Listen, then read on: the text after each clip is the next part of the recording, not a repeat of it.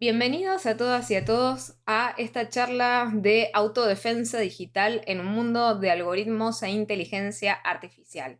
Es un placer recibirlos en este Festival Latinoamericano de Instalación de Software Libre, edición 2021, Área Buenos Aires. Quien les habla es la doctora Joana Caterina Faliero. Yo soy doctora en Derecho con tesis doctoral distinguida en el área de protección de datos personales de la Facultad de Derecho de la Universidad de Buenos Aires.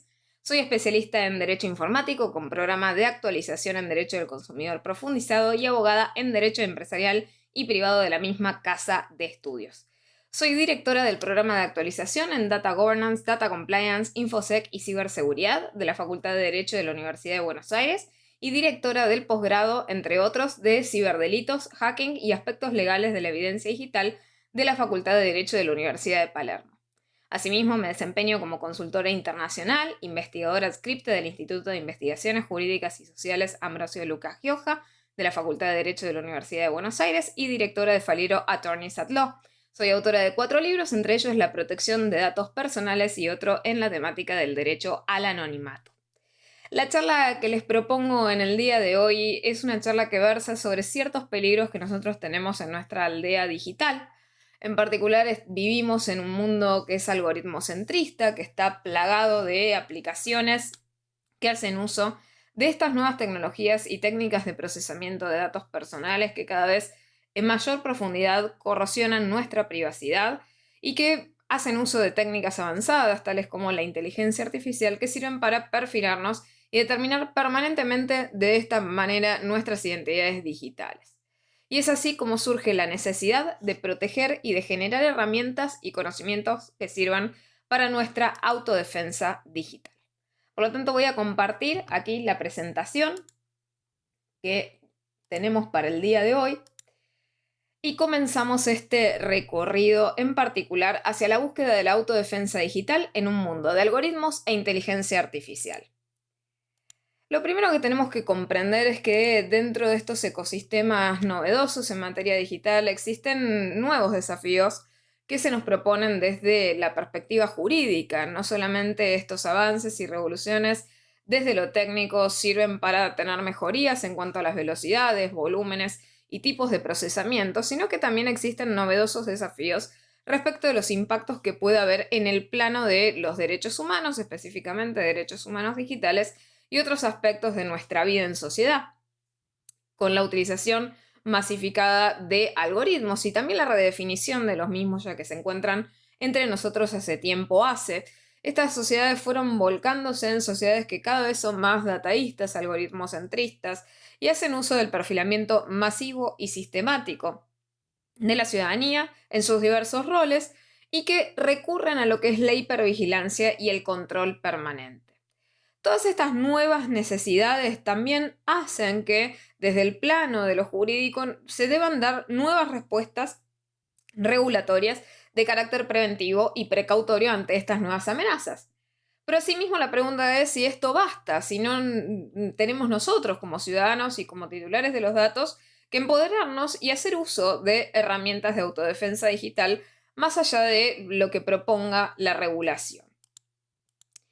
La protección de datos personales en términos generales protege obviamente el objeto que es los datos personales en sí mismos, donde hay derechos fundamentales en juego, se protege la integridad de estos datos con miras a asegurar su privacidad, la intimidad, el derecho en honor a la imagen y otro conglomerado de derechos relativos a los titulares de los datos, entre los cuales, si pensamos en la evolución jurídica del derecho que da nacimiento a la moderna protección de datos personales, estamos hablando de un derecho que se denomina autodeterminación informativa, también conocido como libertad informática.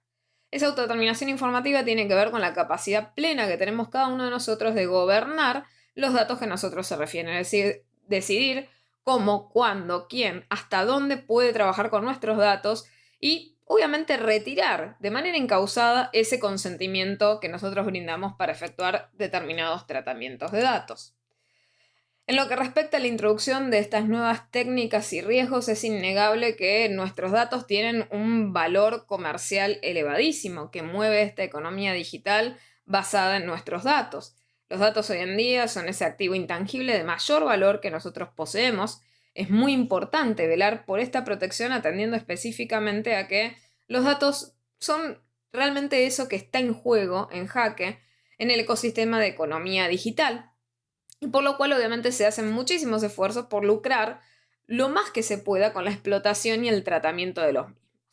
Esto conlleva que, ponderando esos fines lucrativos por sobre la preservación de los derechos subyacentes que pueden estar en jaque o en juego, se vulnera sistemáticamente esa autonomía de la voluntad del titular del dato por prácticas abusivas en materia de tratamiento y de procesamiento de datos que a la larga se han ido naturalizando en nuestras sociedades.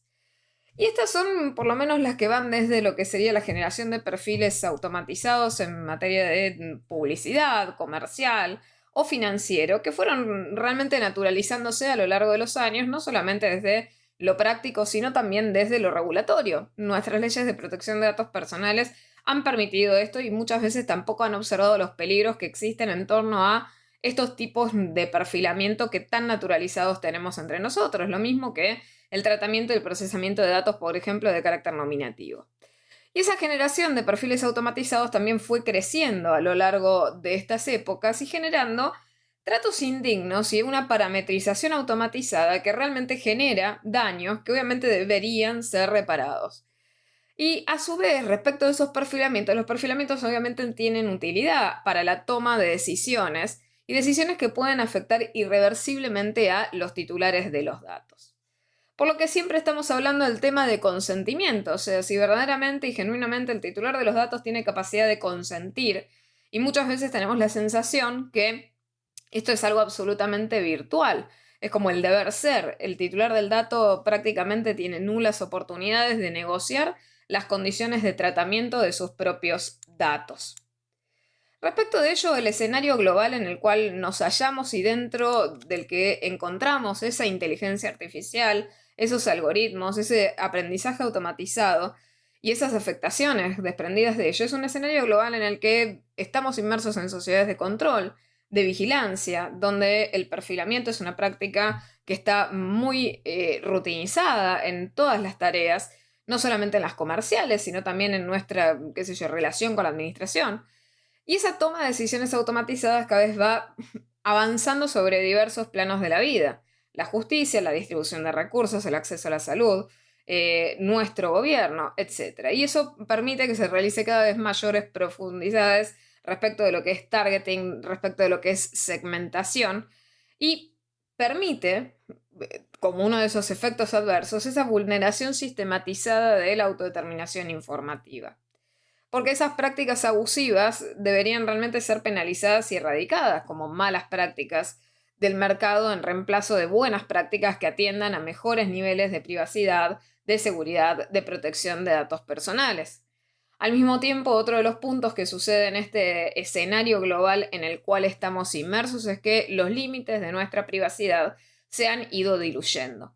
Y al mismo tiempo también existe desde lo simbólico, desde lo argumental y desde lo normativo alguna suerte de estigmatización y sospecha sobre lo privado. Nosotros tenemos un principio que es el principio de la inocencia y respecto del cual también tenemos un sistema penal que está basado en actos, no en peligro. Y esta visión de estigmatizar y sospechar de lo privado cuando simplemente el titular lo único que está requiriendo es el ejercicio de un derecho humano fundamental de nuestra era digital, conlleva obviamente a convertir y pervertir ese principio de la inocencia. Muy por el contrario, es el titular del dato el que tiene que probar su inocencia para poder exigir privacidad, porque si no se sospecha que éste está ocultando algo o realizando algo de manera peligrosa. Y esto nos lleva a cuáles son los riesgos actuales que existen en torno a la identidad digital, cada vez con más perfilamiento, más parametrización, más hipervigilancia, estigmatización, discriminación y sobreexposición. Obviamente los peligros que sufre el titular del dato son peligros exponenciales. Y son peligros exponenciales que van de la mano de diferentes actores. En una etapa tal vez más primigenia existía un cierto debate y tal vez perdura en ese imaginario social el debate de quién es el mejor o el más idealizado respecto del tratamiento de nuestros datos personales. Es decir, si lo realiza de mejor manera el Estado o de mejor forma el sector privado, o sobre quién preferimos y toleramos el perfilamiento. Y aquí no se trata de preferir uno sobre otro, decir, bueno, confío más en el Estado, confío más en el sector privado para efectuar técnicas de perfilamiento. Ambos sectores y ambas técnicas van a ser iguales en cuanto a los efectos jurídicos que puedan tener, porque el perfilamiento, las técnicas son lo mismo y la afectación a derechos puede ser la misma. Por otra parte, estos sectores tampoco trabajan de manera partida o disociada, sino que muy por el contrario, a veces cooperan, trabajan entre ellos, entrecruzan, se intercambian datos, ceden datos, y de esta manera esas bases de datos se van entrecruzando y terminan dando cada vez perfilamientos más intrusivos o identidades digitales del individuo que perfilan a ese individuo cada vez de manera más granular, de manera más absoluta, no dejando nada a la libertad del individuo. Y por lo tanto esas prácticas que se realizan son, bueno, cada vez más invasivas, más conculcatorias, mucho más intrusivas respecto de las diferentes individualidades. Y es por eso que aquí no se trata de cuál actor es más ideal o idealizado respecto de realizar tareas de perfilamiento, sino lo cierto es que ambos están sujetos a los lineamientos de nuestras leyes de protección de datos personales y marcos protectorios.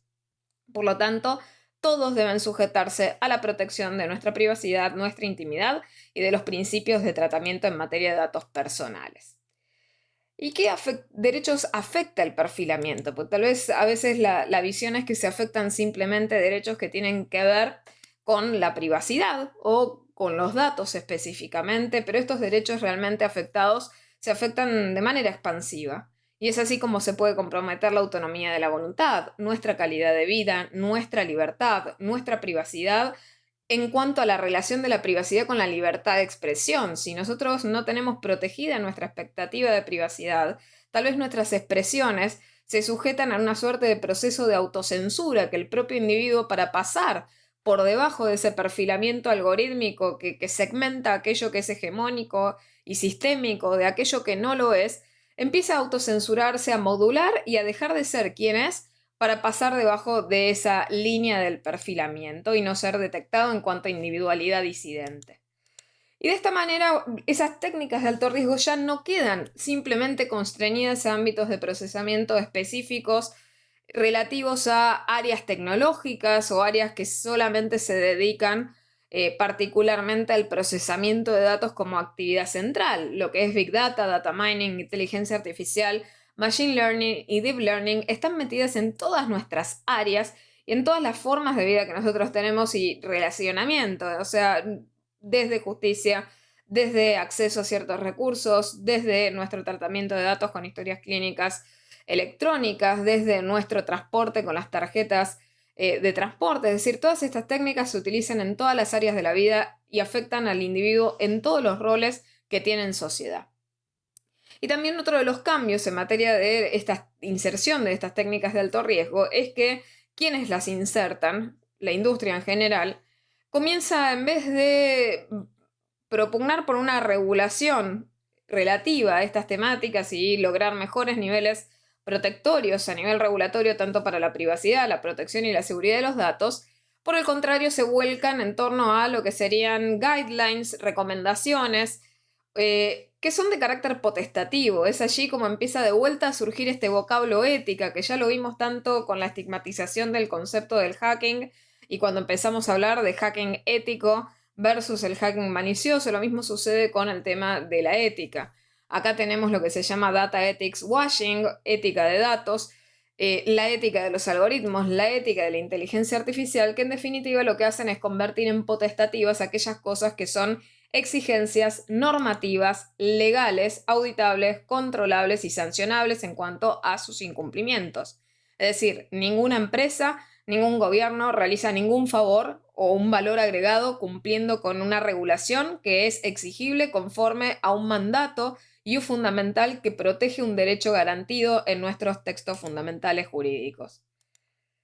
Y es de esta manera en la cual dentro de estas familias de rama tal vez la más mencionada es la inteligencia artificial, que es un novedoso campo científico e industrial, o sea que recibe un conglomerado de técnicas de diversa tipología y diversos matices, y que tiene una cuota de mercado importante. O sea, para pensar en la utilidad de la inteligencia artificial como el análisis predictivo, con la utilización de algoritmos y la interpretación más flexible de parámetros que permite esta técnica dentro de la rama de familias de tipologías y técnicas que alberga.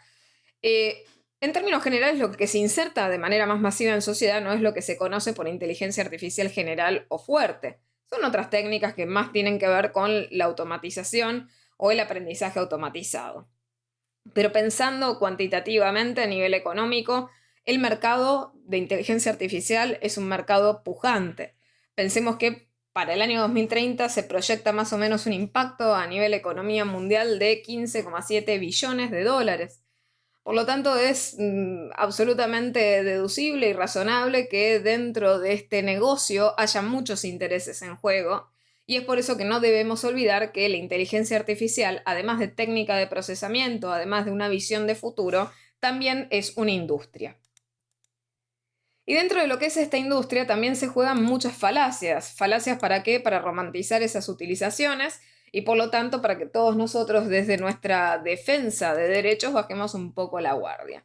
La primera de las falacias, y tal vez la más saliente, es de que la utilización de inteligencia artificial en definitiva nos llevaría a la igualdad.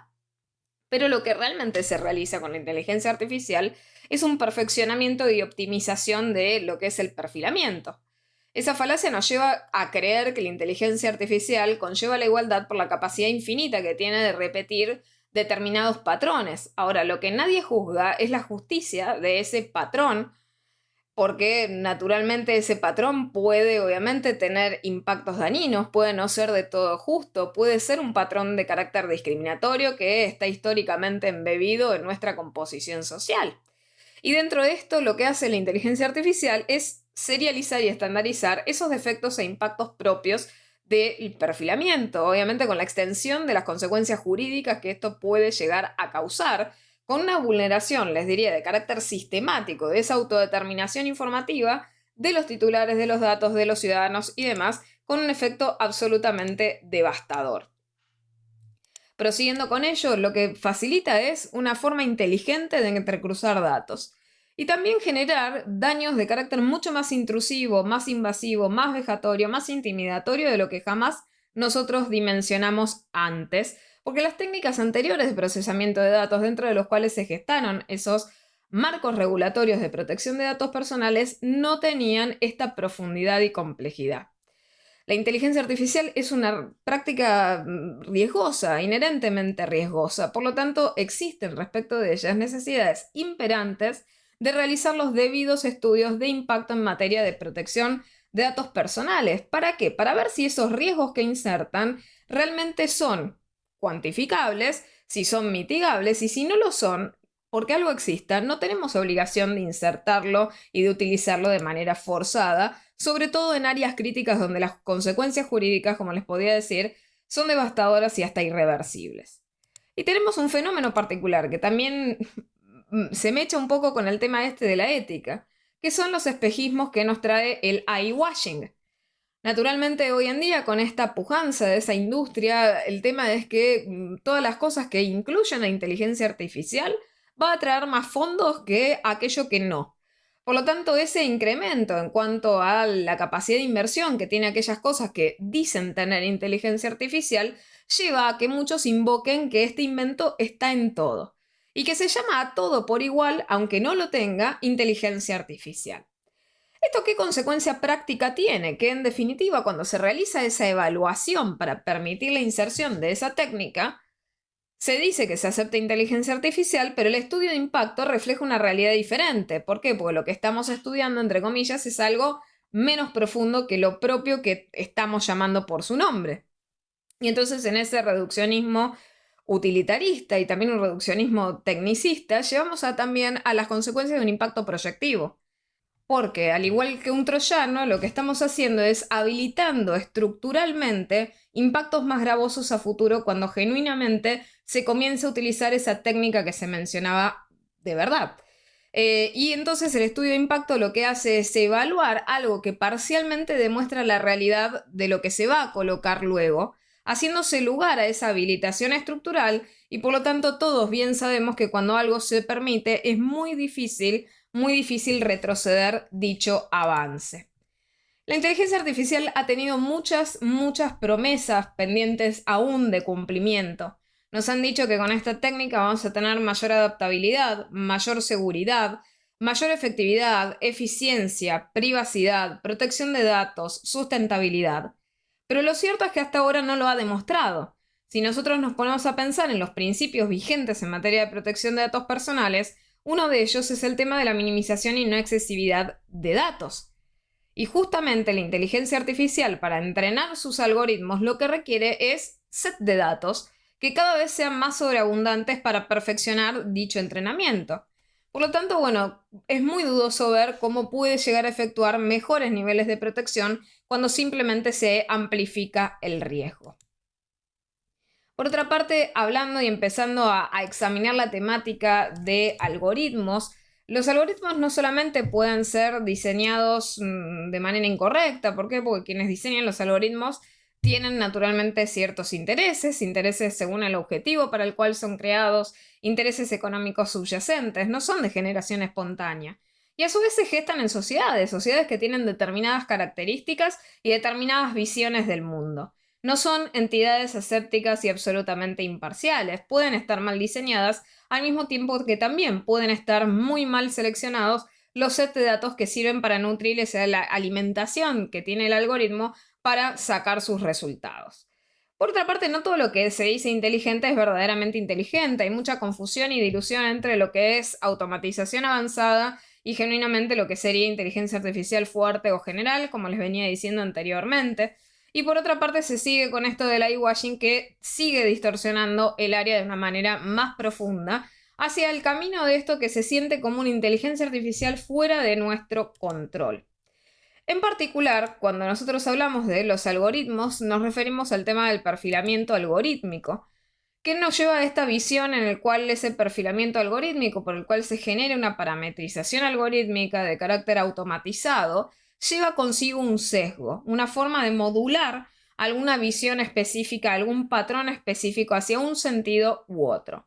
El sesgo algorítmico tiene consecuencias absolutamente discriminatorias, por eso se habla hoy día tanto de la discriminación algorítmica, porque es absolutamente sistemática y por otra parte también es una cómplice muy cómoda de este algoritmocentrismo de las sociedades de control y de hipervigilancia. Por lo cual, dentro de lo que serían las categorías, o sea, cuando nosotros hablamos de vulnerabilidad, los algoritmos no son muy amigos de la vulnerabilidad, generan procesos en los cuales esa vulnerabilidad se incrementa por su diseño inadecuado. Los algoritmos establecen con su detección de patrones definiciones sobre cómo el mundo tiene que funcionar. Esas definiciones son por naturaleza definiciones de carácter hegemónico. Siendo estas definiciones de carácter hegemónico, dependen de las sociedades en las cuales se insertan y son absolutamente tan discriminatorias como las sociedades que los crean.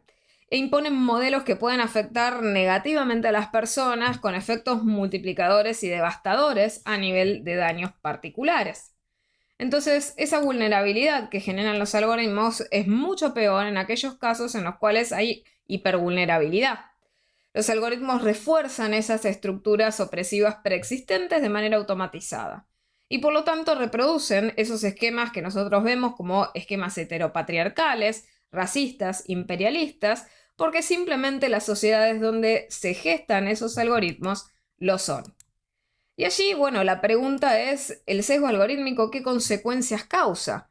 Causa la invisibilización, causa la detección de estereotipos, desbalance y selectividad en esos muestreos, sensaciones también de irrealidad respecto de la representación y subrepresentación de determinados colectivos, la fragmentación de los mismos, el aislamiento de ciertos individuos, y el sesgo también se manifiesta en otras formas, desde la forma lingüística, desde nuestro sesgo cognitivo, como así también de lo que sería el sesgo cosmético.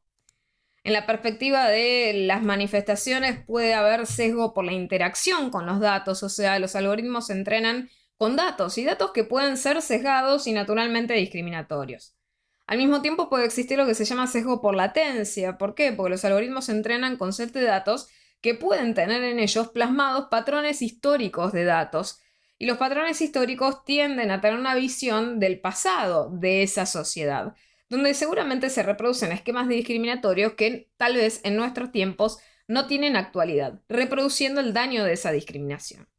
Y luego también existe el tema de la selección, el sesgo por selección, porque los muestreos de datos que se utilizan siempre tienen más información disponible respecto de aquello que es hegemónico y sobrerepresentan un grupo sobre otro. Y eso genera obviamente temas discriminatorios.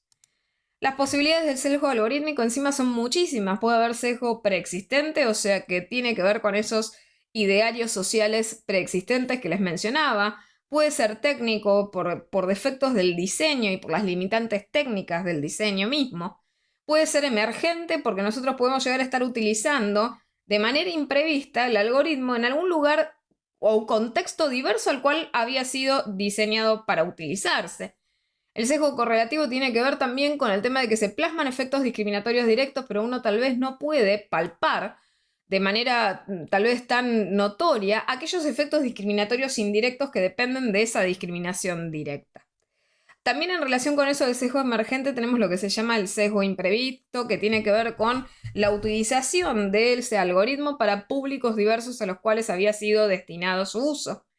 Y el último de ellos que podemos ver que es el sesgo recursivo, porque es la consecuencia directa que se lleva ese algoritmo de utilizar datos que vuelven a reinsertarse en el sistema y potencian esa discriminación con efecto multiplicador, directamente confirmando la discriminación simplemente por la distorsión que provoca reinsertar nuevamente en el sistema para examinarse estadísticamente esos resultados que habían sido discriminatorios.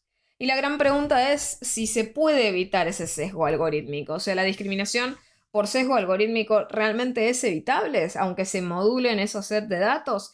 Y acá tenemos un tema, que es que la transparencia no soluciona el problema porque podemos ser transparentes y discriminatorios al mismo tiempo. Y por otra parte, porque también las prácticas en torno a evitar el sesgo algorítmico son muy limitadas. No siempre se realizan los estudios de impacto en materia de protección de datos personales y mucho menos también se realizan lo que serían auditorías de seguridad en cuanto a la búsqueda de vulnerabilidades de estos sistemas. Los sistemas algorítmicos deberían ser transparentes y deberían ser auditados, pero esto no ocurre en la realidad. Y los sets de datos son naturalmente sesgados. Por lo tanto, es a veces muy imposible reducir de manera absoluta ese sesgo de esos datos. Respecto de los modelos que reproducen, los modelos de realidad que reproducen los algoritmos son, como les digo, modelos hegemónicos, y esto puede tener efectos letales, como decía antes, en materia de protección de datos personales, no solamente sobre la privacidad, la intimidad, la identidad digital, sino también sobre otros derechos, como el acceso a la justicia, nuestra seguridad, nuestro acceso a la salud, nuestro acceso a la educación, nuestro acceso a la asistencia financiera, a servicios de consumo, a contenidos, a información, entre tantas otras cosas. Porque el problema, ¿cuál es? Esas áreas críticas en las cuales puede haber afectación irreversible de derechos, no podría tener aplicaciones en las cuales se pueda comprometer esto porque, naturalmente, si el sesgo busca discriminar, busca segmentar en función de ciertos patrones, lo que se hace luego es tomar también elecciones distributivas en función y en base a esos patrones. Y eso genera estas consecuencias letales que les estoy mencionando. Respecto de qué alternativas a veces se nos proponen en materia de algoritmos, inteligencia artificial, se nos habla de los sistemas de caja negra versus y también de manera binaria enfrentándolos a los sistemas de caja blanca. Y esto es para explicar de que, bueno, si los sistemas algorítmicos y que hacen uso de estas técnicas se entrenan y que uno desconoce cómo llega a la toma de decisión y por lo tanto hay un problema en cuanto a la transparencia y a la explicabilidad de estos sistemas. Y es allí donde la industria también propone como solución a esto el tema de la caja blanca, como un nuevo esquema en el cual hay una mayor explicabilidad y transparencia. Pero los sistemas de caja blanca también hacen uso de algoritmos para permitir una mayor explicabilidad de aquello que es la opacidad que uno caracteriza a los sistemas de caja negra. Y en el fondo esto es una falacia. ¿Por qué? Porque nos dirigimos en realidad hacia un futuro donde los sistemas algorítmicos son cada vez más complejos, más opacos, y donde las cajas negras son la realidad, son absolutamente una realidad generalizada. Por otra parte, también respecto de la ecuación de confianza, los sistemas de caja blanca tampoco resuelven la confianza de los titulares de los datos, porque frente a la apariencia de transparencia, el titular del dato a veces nota que puede haber fines espurios que no se nos han informado o que se nos ocultan de manera intencionada. Y por otra parte es que la transparencia no basta, o sea, jamás se logra una transparencia absoluta. Dentro de ellos tenemos los problemas no resueltos. Y de entre estos problemas no resueltos está el tema del equilibrio entre transparencia, información y explicación. Ni siquiera los sistemas de caja blanca han logrado resolver esto con un acceso a la información total. Siempre esa ecuación de transparencia se da reduciendo o comprimiendo la información y adecuándola. Y eso implica una pérdida informativa que muchas veces permite que ese titular del dato brinde su consentimiento o, mejor dicho, asentimiento. ¿Por qué? Pues si retaseamos la información crítica que podría llegar a dar lugar a una negativa en función de ese ejercicio de autodeterminación informativa, en realidad lo que estamos haciendo es segmentar la realidad, simplemente colocando aquellos pedacitos de realidad que simplemente nos llevarían a la decisión del sí y restando todos aquellos pedacitos de realidad que nos llevarían a la posibilidad de ejercer nuestra negativa. Y es por ello que tenemos que evitar que esa inteligencia artificial se convierta en algo que yo caracterizo como el agujero negro de los datos, o sea, evitar que en esta hipérbole la inteligencia artificial siga cada vez confundiendo este tema del principio de minimización de datos y consumiendo cada vez más datos y expandiendo de manera cada vez más fuerte el tema de los riesgos en esta materia. Es allí donde el mundo al cual estamos en manera virtual es un mundo lleno de peligros, es un mundo que es todo menos inocuo y todo menos neutro. Es un mundo en el cual necesitamos mejores niveles de protección, necesitamos mejores derechos, derechos que nos permitan potenciar y utilizar esa tecnología sin tener, obviamente, las consecuencias perjudiciales de esos peligros y esos riesgos que no han sido abordados desde un punto de vista preventivo y proactivo. Y es allí donde entra en juego nuestra autodefensa digital, que es un fiel reflejo de la necesidad urgente que tenemos nosotros de generar herramientas y conocimientos que sirvan para nuestra autodefensa, nuestro empoderamiento en estos ecosistemas en los cuales vimos que cada vez son más vejatorios en materia de nuestra privacidad y protección y autodeterminación informativa. Y los cambios que tenemos que hacer y las nuevas conductas en autodefensa digital versan sobre cosas que podemos hacer desde nuestra posición como titulares de los datos. Muchas veces se nos dice que ya no hay nada por hacer o que el titular no tiene otra alternativa más que consentir y sujetarse a los términos y condiciones impuestos por estos ecosistemas digitales. Muy por el contrario, aquí la intención de esta charla es decirles que queda mucho por hacer. O sea, nosotros podemos empoderarnos como titulares de los datos en cuanto al ejercicio de nuestros derechos. Esto significa concientizar que nosotros tenemos derechos y que esos derechos merecen protección y que nosotros conozcamos la extensión de los mismos, que gobernar nuestros datos significa activamente, con inteligencia, decidir al respecto de nuestros datos. Otro tema es el cuidado, valorar y resguardar nuestros datos y nuestra información y privacidad. A lo largo del tiempo tal vez se nos ha intentado hacer creer que tenemos otros conceptos de privacidad en los cuales ya no tenemos límites y en los cuales ya la privacidad no nos importa como bien jurídico. Esto no es cierto. Todos nosotros aceptamos y queremos preservar, aún en espacios públicos, nuestra expectativa de privacidad. La privacidad no se ha extinto. Más que nunca necesitamos protegerla. Y dentro de eso está valorar y resguardar nuestros datos, porque cuando nosotros perdemos control físico del dato, ya no tenemos capacidad de contener el daño posible que puede ejercerse con ellos y no sabemos a qué riesgos estamos verdaderamente expuestos. También tenemos que convertirnos y dentro de ese proceso de empoderamiento en titulares de los datos expertos, en usuarios expertos y avanzados. Esto implica aprender a utilizar herramientas seguras y privadas, tomar control de nuestras configuraciones para hacer valer esa privacidad por default, esa seguridad por default y esa confianza por default. Y lo mismo el control de nuestras passwords o claves de acceso.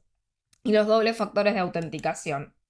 Otro tema es que tampoco tenemos que consentirlo todo, del mismo modo que porque existe una técnica de tratamiento tenemos que aplicarla sí o sí en todas las áreas de nuestras vidas, tampoco porque tengamos determinados servicios o porque se realicen determinadas cosas tenemos la obligación de consentir. Siempre tenemos una opción. Tenemos la opción también de mirar cuáles son las alternativas del mercado que nos ofrezcan aseguramiento de condiciones más libres, más seguras, más transparentes, mejor informadas y más protectoras de nuestra privacidad y protección de datos personales. Eso es elegir y ejercer nuestra autodeterminación informativa. Otro de los temas es que también a veces es tedioso, pero aunque tedioso es necesario leer y conocer los términos y condiciones de uso, de privacidad y de seguridad. Es decir, cuestionarnos todo antes de que suceda, no llevarnos la sorpresa luego, no reaccionar simplemente, sino que hacerlo precautoriamente. Y esto es concientizar, tomar conciencia de aquello que nos dicen que van a realizar con nuestros datos y mapear cuáles son esos riesgos y cuáles pueden ser las consecuencias negativas. Informarnos y aprender a utilizar también herramientas avanzadas de privacidad y seguridad. Eso es cultura digital que hoy en día necesitamos y que sirve para resolver también otra brecha digital, que es la de la utilización, entre comillas, subdesarrollada de las nuevas tecnologías. Aprender a utilizar estas herramientas nos permite defendernos en los entornos virtuales. Ser precavidos, siempre evaluar, anticipar y conmensurar esos riesgos a los cuales podemos estar expuestos. Porque si nosotros vemos algún riesgo que sea inmanejable o alguna situación en la cual la afectación pudiera llegar a ser irreversible, entonces deberíamos adoptar otra estrategia en cuanto a nuestros datos personales. Y respecto de la última medida tal vez que les comento en materia de autodefensa digital, está la de denunciar, opinar, participar y visibilizar esas necesidades de cambio. O sea, nuestra voz cuenta, nuestros votos como titulares de los datos también cuentan y son capaces de cambiar el curso de aquellas cuestiones que pueden después, en definitiva y en un futuro no tan lejano, afectarnos de manera irreversible, conllevando la pérdida de ciertos derechos que nos costó mucho, mucho tiempo conseguir en cuanto a su aseguramiento. Y respecto de los derechos, también hay un montón de otros derechos que sirven para la autodefensa digital. Hay muchos cambios necesarios en el plano de los derechos. Entre ellos está el primero, el derecho a no ser perfilado, el derecho a no ser ese objeto de perfilamiento. El segundo de ellos, que también está absorbido por ciertas regulaciones más modernas en materia protectoria de datos personales, es el derecho a no ser objeto de decisiones individuales automatizadas, cosa que ya ha sido absorbida en términos generales como un principio general del derecho en materia de protección de datos personales, pero que actualmente está tan en boga este tema de que en algunos proyectos existe este tema de que si existe alguna regulación que permita el perfilamiento automatizado, la persona tal vez tenga la obligación de sujetarse a ello y no tenga la capacidad de oponerse. Bueno, eso no puede suceder, puede tener un efecto devastador en materia de derechos humanos. El otro derecho es el de autodeterminación informativa dinámica. Nosotros cuando elegimos, cuando consentimos, en realidad naturalmente lo que hacemos es asentir. No se nos dan opciones y por lo general ese momento en el cual expresamos nuestra voluntad respecto de los tratamientos de datos personales está congelado al mismo momento en el cual iniciamos nuestra relación con el responsable de tratamiento. Más luego de ella jamás se nos vuelve a preguntar qué sucede con el cambio de esas condiciones de privacidad, esos cambios internos que muchas veces no se reflejan específicamente en los cambios de políticas de privacidad y de uso. Es por ello que tenemos que ejercer una autodeterminación informativa dinámica respecto de estas situaciones que son evolucionales porque esos consentimientos que nosotros brindamos en otros contextos de tratamiento se quedan con esos contextos de tratamiento. Al variar las técnicas, al variar la profundidad de las consecuencias, deberían obtenerse nuevos ejercicios de autodeterminación informativa que deberían estar acompañados también de esto que llamamos consentimiento informado dinámico. Porque el consentimiento informado estático ya no sirve, ya no podemos brindar nuestro consentimiento en un solo momento del tiempo porque las técnicas de tratamiento de datos personales van evolucionando de manera permanente y exponencial. Otro de los puntos, y anteúltimo de los derechos que les quiero enunciar para esta charla de autodefensa digital, es eliminar y erradicar de manera definitiva el consentimiento tácito. ¿Qué se entiende por consentimiento tácito? Ese consentimiento que el responsable de tratamiento presume de manera contextual respecto del titular del dato. Y esto implica que la parte más fuerte decida por la parte más débil, cosa que es inadmisible en muchos otros campos del derecho. Lamentablemente, este vestigio paternalista queda todavía en el área de protección de datos personales y lo vemos lamentablemente incrustado en prácticamente todos los proyectos que existentes en nuestro país de reforma de la Ley de Protección de Datos Personales. Algo que es absolutamente retrógrado y no debería suceder. ¿Por qué? Porque lo que simplemente hace es legitimar una práctica abusiva que existe de manera generalizada en el mercado de procesamiento de datos. Y el último de los derechos que tenemos que velar por nuestra autodefensa digital es el derecho al anonimato. Muchas veces con esta estigmatización de la privacidad se ha llevado hasta sentir que el derecho al anonimato es un derecho de carácter ilícito, que es una conducta reprochable o repudiable y que esconde algún sesgo de ilicitud.